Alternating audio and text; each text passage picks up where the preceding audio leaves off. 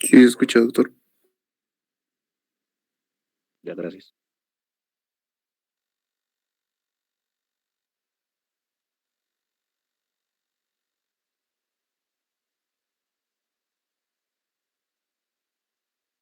Bueno, muy buenas noches a todos los presentes. Vamos a dar inicio a la clase teórica de la fecha. Vamos a comenzar con lo que es anatomía de hígado y vías biliares y páncreas. Entonces, cuando hablamos de anatomía de vías biliares y páncreas, quizás es un recordatorio anatómico que ustedes ya lo han llevado hace varios años atrás. Sin embargo, vamos a pues enfatizar más en algo más práctico e imaginológico, que creo que también es de mucha utilidad para cada uno de ustedes, principalmente. En ese sentido, pues vamos a comenzar por este órgano macizo, un órgano muy importante, que desde el punto de vista funcional tiene una función tanto exócrina principalmente porque a través de las cuales vamos a permitir la digestión de muchos alimentos, ¿no? Por ejemplo, la producción de la bilis se produce a nivel de este órgano, en aproximadamente 700 ml en 24 horas a más, ¿no? Pues dependiendo del tipo de alimento que tenga el paciente o el sujeto. Entonces, este órgano macizo, que desde el punto de vista anatómico, pues se divide simplemente en un lóbulo derecho, un lóbulo izquierdo, que está dividido, como sabemos nosotros, a través del ligamento redondo, ¿no? Principalmente una anatomía grosa. Ahora, ¿qué es lo importante de esto? Sabemos que eh, desde el punto de vista funcional, podemos ver que este órgano pues, tiene 8 lóbulos, ¿no? Ha nacido con 8 lóbulos, aunque hoy en día pues, se lo conoce desde el punto de vista quirúrgico como 9 lóbulos. ¿Cuáles son estos lóbulos que conocemos? Y luego vamos luego a dar la aplicación principalmente en imágenes para poder entender de por qué es útil conocer esta segmentación de estos lóbulos. Como ustedes pueden ver ahí, tenemos el lóbulo derecho, el lóbulo izquierdo.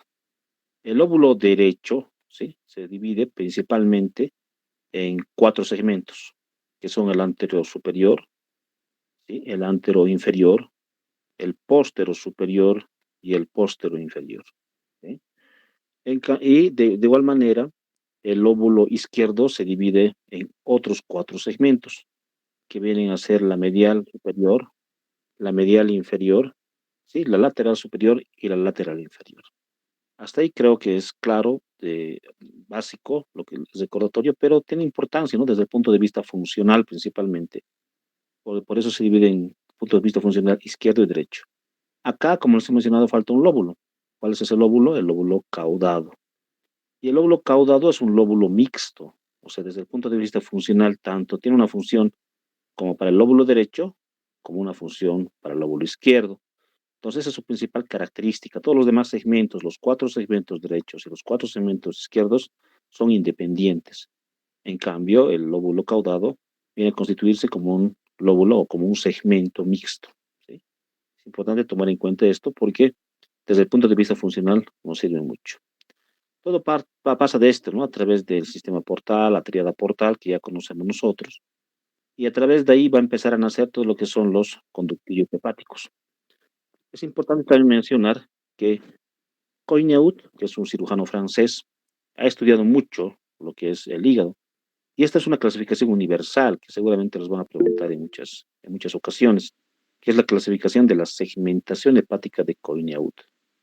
Y la segmentación hepática de Coineau no es nada más que esto, ¿no? Los lóbulos que ustedes pueden ver tienen una característica importante. ¿Cuál es esa característica importante? Esa característica importante que es antihoraria, o sea, la segmentación va de forma antihoraria. Entonces, comenzamos el lóbulo caudado, viene a ser el lóbulo o el segmento 1, y así vamos a ir comenzando el segmento 2, 3, 4, que se divide en 4A y 4B, el 5, 6, el 7 y el 8. ¿Sí? Ahora, ahí lo vemos desde el punto de vista anterior, ¿no? Pero si nosotros hacemos otro corte y lo podemos ver acá, vamos a ver de forma completa a la segmentación hepática de Coineau. ¿Sí? Ustedes pueden ver ya con esta visión, ¿sí? Que ven que viene el lóbulo caudado, como se menciona el segmento 1, 2, 3, 4, que se dividen en A y B, 5, 6, 7 y 8. ¿Sí?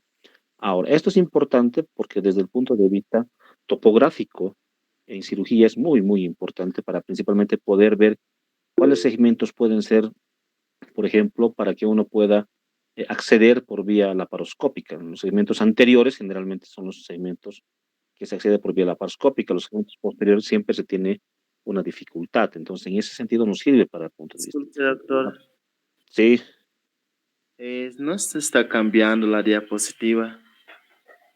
ya, gracias por hacerme notar. Enseguida lo corrijo.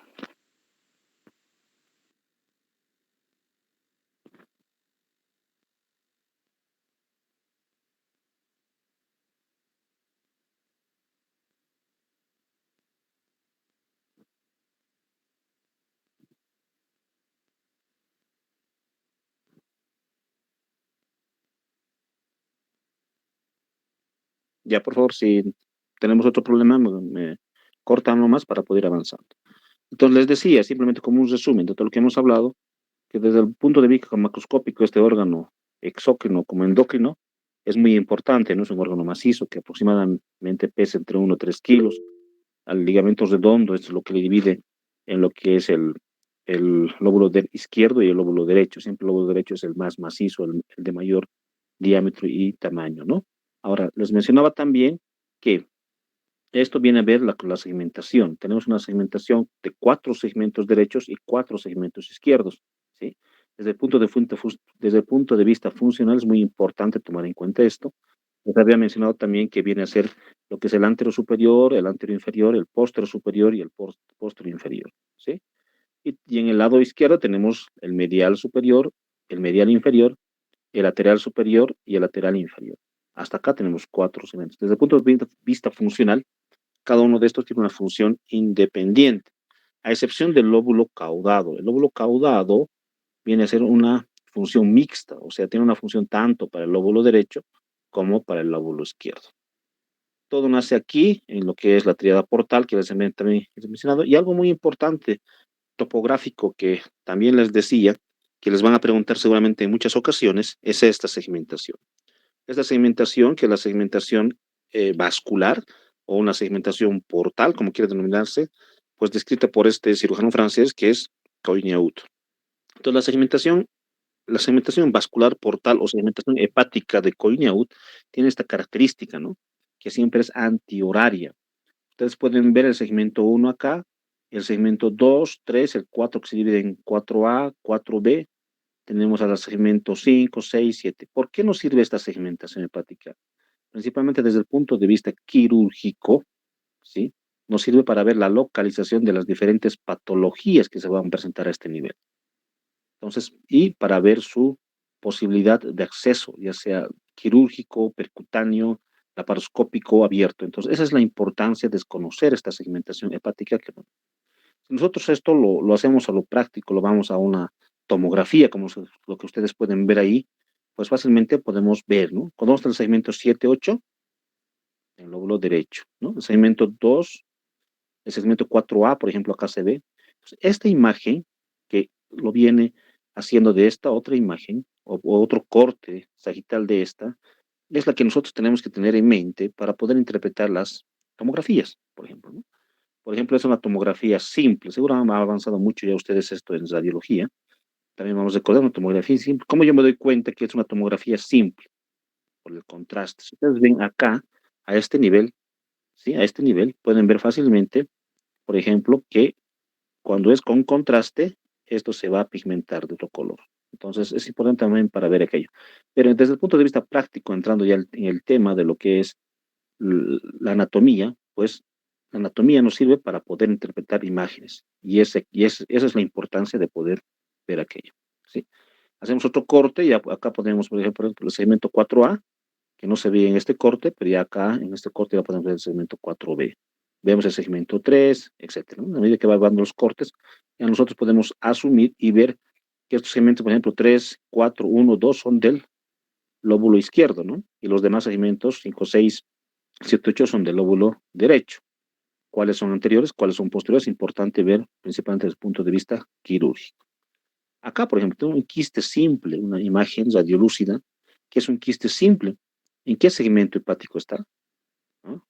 Entonces, ahí nos sirve a nosotros para poder ver si es anterior, es posterior. ¿Cómo doy cuenta que es posterior? Por ejemplo, porque tenemos aquí ¿no? A una vértebra. ¿Cómo me doy cuenta hace un momento que les decía que este paciente es una tomografía con contraste? Porque, por ejemplo, aquí tenemos un vaso, ¿no? Pero esta es una tomografía sin contraste. ¿Por qué? Porque no hay una imagen que se puede ver ahí. En cambio, si la misma imagen lo coloco a contraste, fácilmente vamos a poder ver cómo se dibuja este componente vascular y podernos dar cuenta mejor, ¿no? En ese sentido, pues para eso nos sirve, y desde el punto de vista ecográfico también nos sirve mucho para poder ver nosotros a nivel de qué segmento se encuentra este quiste, ¿no? Acá, por ejemplo, todo el lóbulo izquierdo, segmentos 5, 6, 7, 8, está tomado por esta patología que en su momento seguramente se va a describir, que es un quiste hidatídico, ¿no? Este quiste hidatídico nos permite a nosotros valorar si podemos hacer por punción percutánea, por ejemplo, que hoy en día está muy de moda la punción percutánea, si podemos tener un acceso laparoscópico o definitivamente simplemente hacemos un acceso abierto. Entonces, esa es la importancia de poder ver estos. De esta misma forma, la aplicación de los segmentos hepáticos de Collineau hace una tomografía para poderlos interpretar y ver, ¿no? Aquí, por ejemplo, otra segmentación. Entonces, a este nivel ya, para eso es importante la segmentación hepática de Collineau. ¿Sí? Si vamos bajando un poco, vamos viendo, vamos a entrar a lo que es una patología muy, muy, muy frecuente en nuestro medio, que es la patología biliar, que seguramente en el próximo tema les voy a explicar.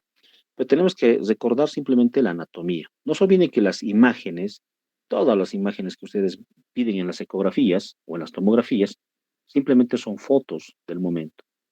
Y esas fotos del momento tienen que saber interpretarlas. ¿Y cómo saben, cómo es la mejor forma de interpretar? Cuando recordamos lo normal. Esto lo han llevado con seguridad en anatomía, pero desde el punto de vista quirúrgico vamos a dar algunos énfasis en algunos puntos. ¿Sí?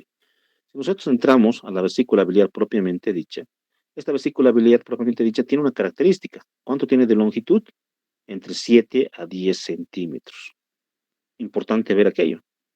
¿Por qué? Porque ahí podemos ver si nos reporta una ecografía que mide menos de 7 centímetros, nos reporta 5 centímetros, 4 centímetros, ya estamos hablando de una patología crónica, esclerosada, por ejemplo. Entonces, importante saber la longitud. El diámetro, ¿no? 5 a 6 centímetros de diámetro. ¿Sí? Algún texto dice de 4 a 6 centímetros. La pared de la vesícula. La pared de la vesícula es de 3 a 4 milímetros de grosor. Cuando ya va más allá de eso, pues obviamente estamos hablando de un engrosamiento de la pared. Esta vesícula biliar tiene, como ya conocen ustedes, varios segmentos, ¿no? Tiene un fondo, un cuerpo, un infundíbulo, que es la unión entre lo que es el cuello de la vesícula y el conducto cístico. Este conducto cístico tiene una característica importante, que son estas válvulas que ustedes pueden ver ahí. Esas son las válvulas de Heister. Estas válvulas de Heister tienen una función primordialmente también de defensa, es la que muchas veces no permite que migre fácilmente los litos o los cálculos biliares que una vesícula pueda tener. Entonces, este conducto cístico también tiene una función muy, muy importante. ¿Sí? Si vamos viendo, sigue, nos vamos a ir a lo que es ya el árbol biliar principal, a través del conducto de los hepáticos derecho, izquierdo, el hepático común y el conducto coledociano. Entonces, nosotros podemos ver acá también, tenemos el conducto coledociano que tiene también sus segmentos, ¿sí? Vamos avanzando. Entonces, este conducto coledociano, pues, se divide en 4 segmentos. Un segmento supraduodenal, porque está en relación siempre a esto, que es el duodeno, una porción retroduodenal, una porción retropancreática. Algunos textos también lo dicen intrapancreática, ¿no? Es variante. Algún texto dice retropancreática, la gran mayoría sí, y en otros intrapancreática, pero es lo mismo. Y tenemos una porción intraduodenal. Algún texto también lo dice intramural. Entonces, resumiendo, esto se divide en 4 segmentos, es la supraduodenal, la retroduodenal, la intrapancreática o retropancreática y la intraduodenal o intramural. Esos son los segmentos que tiene el conducto coledociano. Más o menos tiene una longitud que varía entre 6 a 8 centímetros de longitud y un diámetro que va hasta 7 milímetros de diámetro. También es importante aquello, porque muchas veces nos pueden reportar una vía biliar de 10 milímetros, que significa aquello que está dilatado. ¿Y cuándo se dilata? Cuando está con un proceso generalmente obstructivo. Por ejemplo, en nuestro medio lo más común, una coledocolitiasis, que seguramente ya han visto algunos en práctica, y otros van a ver en práctica, o vamos a ver el próximo capítulo, ¿no? La próxima teórica. Entonces, Esas son las importancias de poder recordar lo que es la anatomía. Pues desde el punto de vista práctico, y vamos a retroceder un poco a la anterior diapositiva, desde el punto de vista práctico, desde un punto de vista de anatomía quirúrgica, el árbol biliar se divide en dos, un árbol biliar principal y un árbol biliar accesorio. El árbol biliar principal está formado por los hepáticos derecho e izquierdo, el hepático común y el conducto coledociano. Y el árbol biliar accesorio está formado por el conducto cístico y la vesícula biliar propiamente dicha. Entonces, eso es lo que es anatomía quirúrgica, importante, ¿no? Todo esto, les había mencionado, con sus segmentos coloidecos siempre va a desembocar a nivel de la ampolla de Vater. ¿Con quién desemboca? Con el conducto de Wirsum. ¿Qué es el conducto de Wirsum? El conducto de Wirsum es el conducto, ¿sí? Principalmente pancreático. Es el conducto principal pancreático, porque también tenemos al conducto accesorio, y el conducto accesorio es el conducto de Santorini, ¿no? Acá, desde el punto aplicativo, también es muy importante cómo va a desembocar este conducto coledociano con el conducto de Wirsum, ¿sí? Hay una teoría, la teoría de Opie. La teoría de Opie dice cómo desemboca el conducto coledociano con el conducto de Wirsum. Desemboca paralelo al conducto coledociano. El conducto de Wilson desemboca separado del conducto coledociano. El conducto de Wilson desemboca en el conducto coledociano. Entonces es una teoría de Opie que da en relación principalmente, por ejemplo, a los procesos obstructivos y a las pancreatitis. ¿Por qué es importante esto?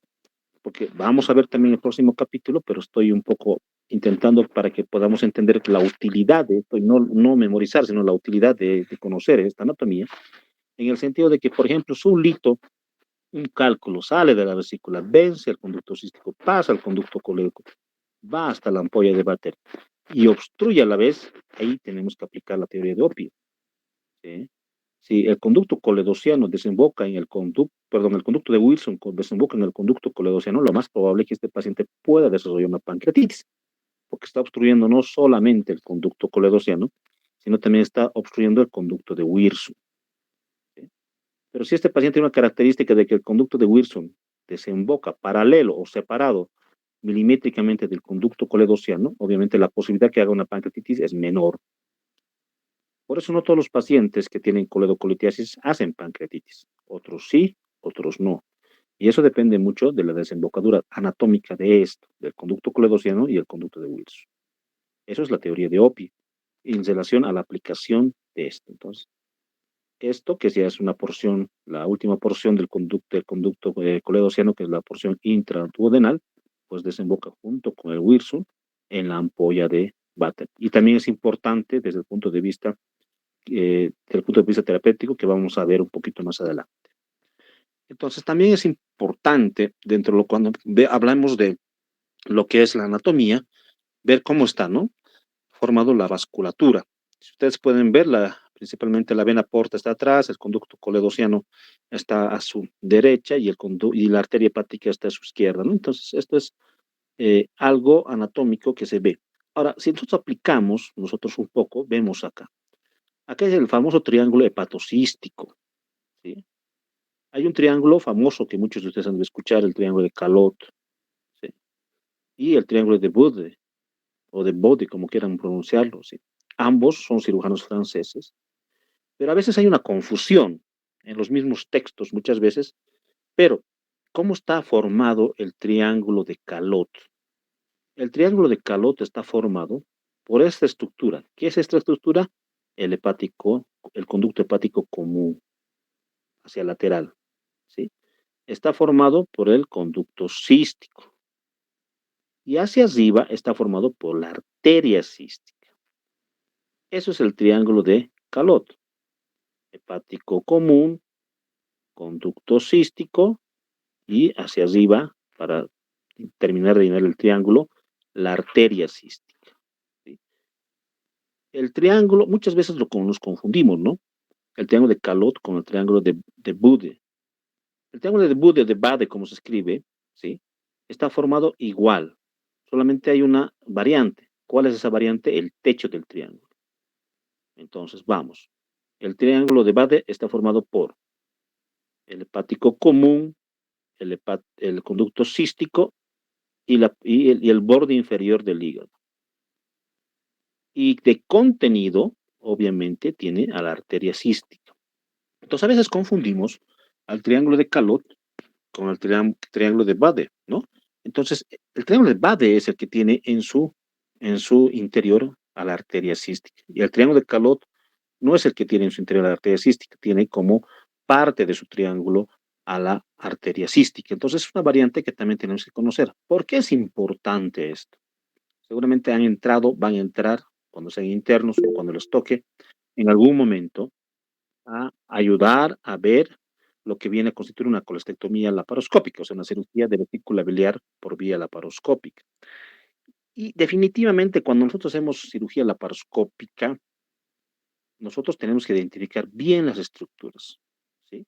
Y la identificación de las estructuras principalmente va con esto, con lo que es el triángulo de Calot, con el triángulo de Bade, y una vez identificado bien cuál es el conducto cístico o cuál es el conducto coledociano, nosotros vamos a continuar con lo que es la colocación de clips, ya sea al conducto cístico, luego a la arteria cística y la desperitonización, etcétera, que seguramente lo van a ver en clínica. Esta aplicación quirúrgica en base a esta anatomía es muy importante. Entonces, no se olviden de estos triángulos hepatocísticos. Hay más triángulos acá, pero estos dos son los que más generalmente son los que se utilizan porque son los que más ven. Entonces, el triángulo de Calot, vuelvo a reiterar, está formado por el hepático común, conducto cístico y arteria cística. Y el triángulo de Bade está formado por lo mismo, solamente que estamos variando. En vez de la arteria cística, que es su contenido, es el borde inferior del hígado. Entonces, muchas veces hay una confusión entre ambos y al triángulo de Calot lo colocan como si fuera el triángulo de Bade y es al revés, ¿no? Ambos descritos por dos cirujanos franceses en los años 1800, pero es importante tener en cuenta esto. La utilidad práctica, lo vuelvo a reiterar, en identificar adecuadamente en una colecistectomía laparoscópica. Entonces avanzamos. Existen también variantes, ¿no? El conducto cístico generalmente tendría que implantarse eh, a unos 2-3 centímetros de lo que es la implantación del hepático derecho izquierdo, en el hepático común, bajando y ahí. Pero como ustedes pueden ver, hay variantes anatómicas.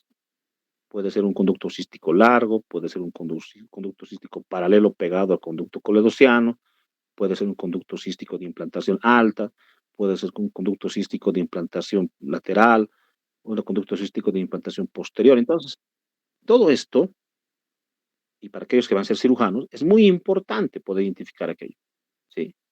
Si bien son los menos, pero hay pacientes que tienen estas variantes. ¿Y por qué es importante la anatomía de esto? Porque les puede llevar a hacer algunas diatrogenias quirúrgicas. Por ejemplo, yo puedo confundir a este, que es el conducto coledociano, como cístico, y mi clipadora o mi ligadura lo voy a hacer a este nivel. Es una iatrogenia terrible, ¿no? ¿Por qué? Porque uno, la vesícula, un paciente sin vesícula no es un órgano fundamental, la vesícula, ¿no? No es un órgano vital. Muchas personas se puede extraer la vesícula y pueden vivir, se adapta al organismo. Pero si nosotros seccionamos al conducto principal, que es por donde baja la bilis, estamos en problemas. Entonces, es importante para el cirujano, para que ustedes van a ser cirujanos, muchos quizás, y es importante ver estas variantes anatómicas. Entonces, ahora, desde el punto de vista práctico, así como hemos visto el hígado con la tomografía, ¿por qué nos sirve? Por este estudio. ¿Qué es este estudio? Este estudio, por ejemplo, se llama una colangiopancreatografía retroendoscópica, ¿sí? Es una CPRE. Muchos dicen RCP y se confunden, ¿no? Se enredan en las visitas. ¿Pero qué es RCP? Y ya, como son siglas en inglés, pues ya se confundieron. Mejor es decirlo una CPRE, que es un estudio endoscópico, que es una colangiopancreatografía endoscópica. Principalmente nos sirve para qué? Para valorar el árbol biliar. Y nosotros recordamos los dibujos hace un momento anatómicos. El árbol biliar anatómicamente o quirúrgicamente se dividía en principal y accesoria. Y acá ustedes pueden ver todas las estructuras, ¿no? Lo que ven acá es el duodenoscopio o el endoscopio, todo esto que están ustedes viendo acá. Y acá vemos nosotros el árbol biliar principal, el hepático izquierdo, derecho, el hepático común, el conducto colédoco, incluso se dibuja el conducto de Wirsum, que es esto. Podemos ver un poco tortuoso el conducto cístico y la vesícula biliar. Esto es una colangiografía normal, no veo ninguna imagen ahí. El conducto coledociano, ¿cuánto les decía que medía de diámetro? Hasta 7 milímetros. ¿Y esto medirá 7 milímetros? Sí. ¿Por qué? No lo estoy midiendo con cero, nada. Me tomo como punto de referencia el endoscopio. El endoscopio tiene un diámetro de 10 a 12 milímetros. Si ustedes pueden ver esto, es menos de la mitad, este conducto coledociano, del grosor de este duodenoscopio. Entonces ahí me da a entender que mide pues 4 milímetros, 3 milímetros este conducto coledociano. Entonces, para eso me sirve aplicando toda esa anatomía que hemos hablado nosotros para poder interpretar estas imágenes que hoy en día están tan en boga, ¿sí? Antes la vía biliar se hacía por otro método, hoy en día todo es endoscópico, ¿sí? Todo es percutáneo. Entonces, tienen que conocer necesariamente esto, ¿no? Esta imagen. Entonces, yo les muestro esta imagen en un examen ECOE, por ejemplo, no sé si vamos a tener ECOEs, en un examen ECOE yo proyecto esto y les pregunto qué estudio es, ustedes tienen que responderme que es una colangiopancreatografía retroendoscópica. ¿Para qué sirve? Para valorar el árbol biliar. Eso es la aplicación de la anatomía a la imagenología y principalmente a lo práctico, ¿verdad? Recuerdo bien cuando alguna vez he sido jurado para poder homologar de algunas universidades extranjeras, proyectaba esto y muchos me decían fondo de ojo. Entonces, entiendo que nunca han visto estas imágenes, cosa que no puede ocurrir con ustedes. Entonces, esto es la aplicación de lo que es la anatomía biliar a algo endoscópico, ¿sí? Imagenológico, que nos permite valorar el árbol biliar. Aquí igual podemos ver el hepático derecho, el hepático izquierdo, derecho, común, el conducto coledociano, incluso vemos el conducto de Wirsum. ¿Este conducto coledociano está dilatado o no? No. ¿Por qué? Porque si le hago una comparación con este, que es el endoscopio, que mide entre 10 a 12 milímetros, veo que es ni la mitad, igual esto debe medir 4 milímetros. ¿Estamos en el rango? Sí. ¿Por qué? Porque está a menos de 7 milímetros. Podemos ver el conducto cístico, podemos ver la vesícula, pero a comparación de la anterior imagen, por ejemplo, aquí estaba absolutamente vacío. O sea, no hay ninguna imagen radiolúcida. Acá sí hay imágenes radiolúcidas. Este paciente tiene una colelitiasis. El árbol biliar está indemne, pero sí tiene imágenes radiolúcidas a nivel de la vesícula biliar, entonces tiene una colelitiasis. ¿Qué significa eso? Que tiene piedras en la vesícula. Entonces podemos ver a través de estos estudios y aplicando lo que es las imágenes. ¿Cuántos segmentos tenía el conducto coledociano? 4. Aquí podemos fácilmente 1, 2, el tercero y el también nos sirve para ver aquello, ¿verdad? Entonces, eso es la aplicación de lo que es la anatomía, ¿sí? Igual, esto no es una clase de endoscopia, ¿sí? Pero simplemente es a nivel de la papila donde se introduce lo que es la cranulación y poder realizar el estudio de RCP, ¿no? Igual nos sirve acá muchísimo para valorar el árbol biliar, otras imágenes que también tenemos. Estas variantes, les decía, ¿no? Hace un momento, las variantes de la teoría de Opie. ¿Cómo desemboca el conducto pancreático de Wirsum? Por ejemplo, este desemboca en el conducto coledociano. Probabilidad de que este paciente tenga pancreatitis alta, ¿sí? Este otro desemboca también, pero un poco más bajo a nivel del conducto coledociano. Probabilidad intermedia. Este conducto de Wilson desemboca casi, pero en el distal del conducto coledociano, mucho más baja. Y peor este, ¿no? Peor este. Entonces, si nosotros vemos aquello, perdón, si nosotros vemos esta aplicación, por ejemplo, en esta otra, el conducto de Wilson está desembocando separado del conducto coledociano.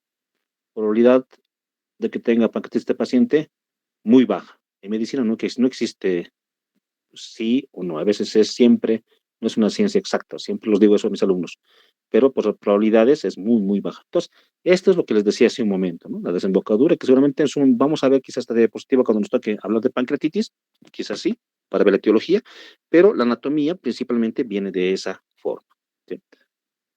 Hay variantes que también tenemos que tomarlos en cuenta, ¿no? Entonces, este esquema de patología biliar va ahí, ¿no? Que vamos a ver nosotros más la parte inflamatoria, vamos a ver quizás la parte tumoral y otras que eso lo vamos a tener en el tema. Ahora estamos hablando de anatomía y vamos a entrar al tema.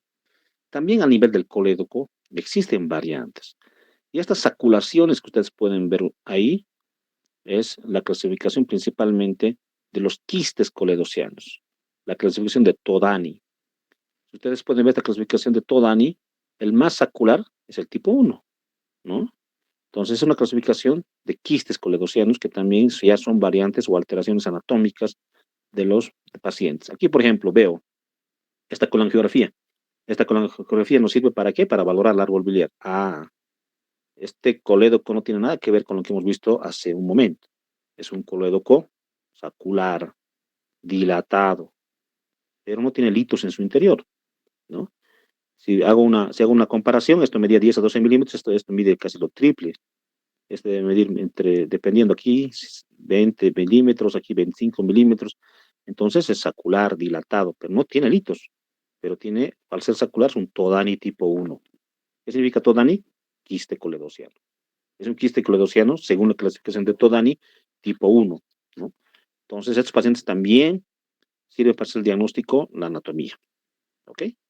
Aquí igual, ven otros quistes coledocianos muchos más mayores, que incluso tienen saculaciones intrahepáticas, ¿sí? Es una enfermedad interesante porque son saculaciones intrahepáticas, no extrahepáticas, sino intrahepáticas. Y cuando estos pacientes tienen múltiples saculaciones intrahepáticas, hablamos de la enfermedad de Caroli, ¿sí? Que también son quistes coledocianos, pero que son múltiples saculaciones intrahepáticas, a comparación del tipo 1, ¿no? Que hemos visto que es una saculación extrahepática, ¿sí?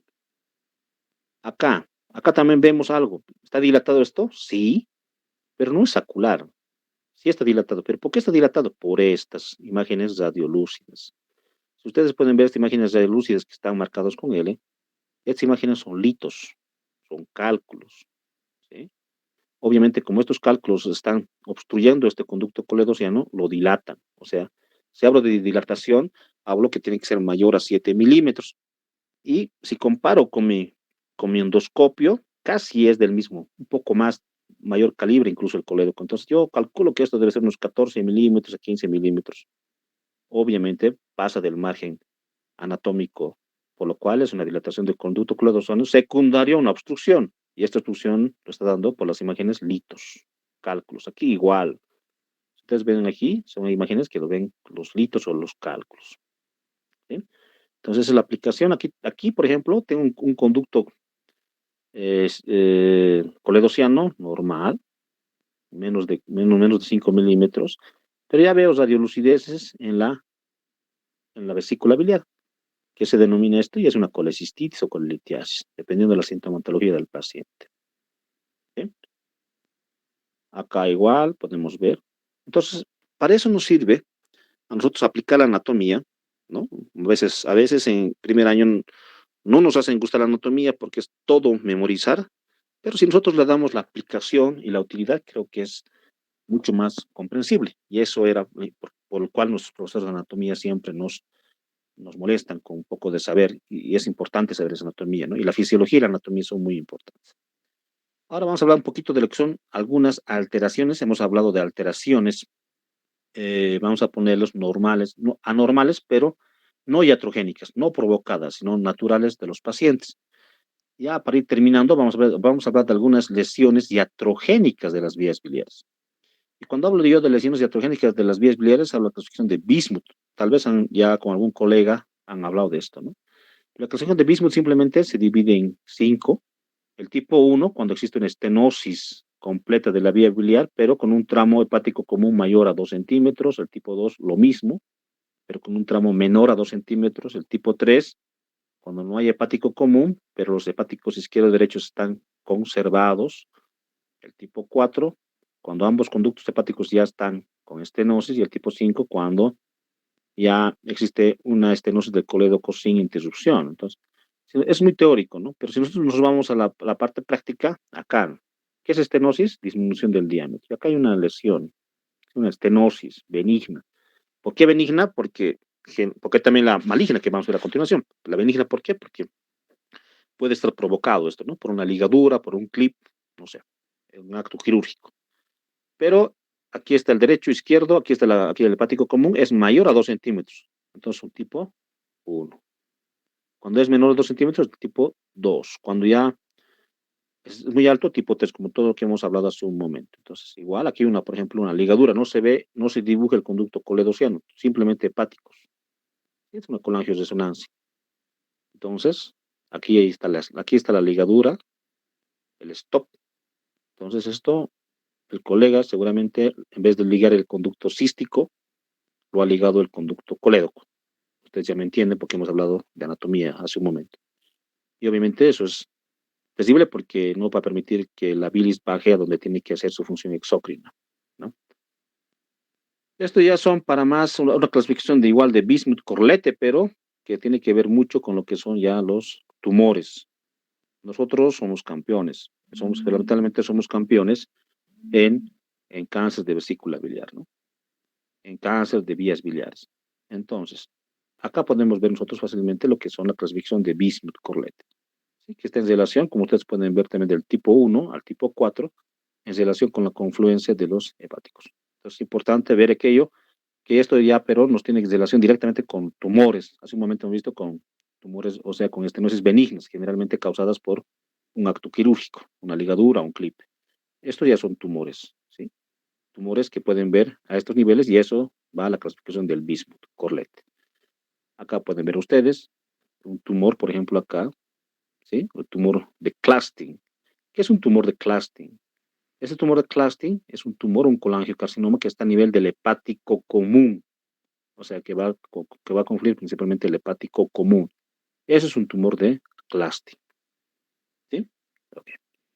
Si les preguntan ustedes aquí una estenosis a nivel del hepático común, ¿sí? Es un tumor de Clasting, a nivel de la confluencia, ¿sí? Y bueno, esto ya, la famosa sonda en T no, ya no utilizamos mucho, es una sonda en T, por si acaso, los que no conocen, y esto yo creo que de aquí a unos años ya voy a ir al museo, porque casi ya nadie coloca sondas en T, todo es endoscopia, casi todo se resuelve por ahí, el 97%, y esto ya deja ya quedado un poco la historia, y estamos hablando de hace 10 años que todo el mundo ponía esto, todos los cirujanos ponían esto. En estos 10 años ha avanzado la tecnología y que es todo ahora endoscópico. ¿Sí? Aquí también podemos ver otro tumor de Clasting, que ya les he dicho que es a nivel de la confluencia de los hepáticos derechos, o sea, a nivel del hepático común. ¿Sí? Esto que es importante para anatomía, ¿por qué? Porque a través de la segmentación hepática ustedes ya pueden ir identificando los diferentes segmentos o la vascularización. Por ejemplo, aquí hay vascularización, aquí no hay vascularización, y si recordamos la anatomía un poco, ¿quién estaba por delante del sistema de la vena porta? ¿Quién estaba por delante? Un poco a la derecha, el conducto coledociano, ¿no? Entonces, este es el conducto colédoco. Si yo lo mido, está dilatado. ¿Sí?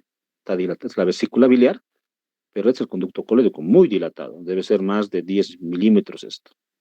Acá abajo está la estructura. Entonces, esto también para ver las fotos en una ecografía nos sirve muchísimo la anatomía, ¿eh? Valorar aquello. Este es otro tipo de estudio que también está entrando mucho, mucho hoy en día, que es para que me entiendan, es una ecografía, pero endoscópica, ¿sí? Se llama ecoendoscopía. Entonces, esta ecoendoscopía, igual, nos permite valorar lo que es las imágenes anatómicas de lo que viene a constituirse, ¿sí? También está muy de moda. Es una colangiografía por resonancia, que también ya está entrando mucho hoy en día, ¿sí? Y para terminar ya, y no cansarles, sé que estamos ya, vamos a hablar un poquito de lo que es imágenes y aplicadas a la anatomía, aplicada a lo que es el páncreas, ¿no? El páncreas, si ustedes ven ahí en ese corte, es, es un órgano retroperitoneal, ¿sí?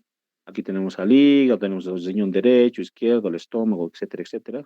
Pero vamos a adecuarnos más nosotros al páncreas. Entonces, este páncreas que tiene igual una función exócrina, tiene una función endocrina. La función exócrina es lo que más vamos a ver seguramente nosotros, que también creo que vamos a llevar con mi persona pancreatitis. Tiene mucha relación, ¿por qué? Porque esta función exócrina pues es la que permite la digestión de muchas enzimas, si se cuida un poco de fisiología. Pero desde el punto de vista anatómico tiene, ¿no? Lo que es una cabeza, un cuerpo, una cola. Pero no se olviden de esta imagen. La anatomía a veces nos enseñan así, no nos da mucho interés, pero si nosotros lo hacemos de esta forma y luego nosotros lo transformamos a imágenes, sí nos va a llamar la atención, ¿no? Por ejemplo, ahora, una clasificación, por ejemplo, de toda esa imagen que hemos visto hace un momento es una imagen topográfica, pero si vamos a lo práctico, que es la tomografía, pues acá vemos el páncreas, ¿no? Un páncreas normal. Su cabeza, su cuerpo, su cola, todo está normal, su vasculatura está normal. Si me dibuja este gran vaso que es la aorta, asumo que es una tomografía con contraste. Si no me dibuja esto, ¿sí? Y tiene más o menos este color radio lúcido, entonces es una tomografía sin contraste. Eso es como un tip para poder ustedes darse cuenta si esto es con contraste o sin contraste. Pero entrando a la anatomía, ustedes pueden ver la morfología de lo que es el páncreas, ¿no? Y desde el punto de vista práctico, ¿sí? La clasificación de Baltasar es la que más se utiliza, ¿sí? Acá vean ustedes esta imagen, no se olviden de esta imagen porque es un páncreas normal, ¿sí? Si nosotros ya vemos esta imagen, no, pues este páncreas está más aumentado de tamaño, entonces también lo vamos a ver en el capítulo de pancreatitis, pero ya les voy adelantando, morfológicamente es un Baltasar B, ¿no? Porque está edematizado, está aumentado de volumen ese páncreas, ¿sí? Ya esto peor, porque ya no tiene la morfología, está totalmente alterada, es un C, etcétera, y ahí viene. Entonces, para eso nos sirve principalmente saber y valorar lo que es, ¿ok? Bien. Bueno, para no cansarles más, pues eso sería todo en relación a lo que viene a constituirse la anatomía, principalmente patopiliar, ¿sí? Y bueno, si tienen alguna pregunta, pues estoy atento a poder resolver aquello. Cuando gusten ustedes si tienen alguna pregunta.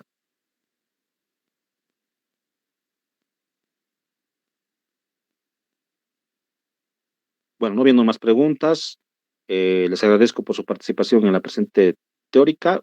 Voy a hablar con el representante para ir adecuando las teóricas que todavía tenemos pendientes. Y bueno, nuevamente muchísimas gracias, que tengan muy buenas noches y nos vemos en la próxima teórica. Gracias. Gracias, doctor.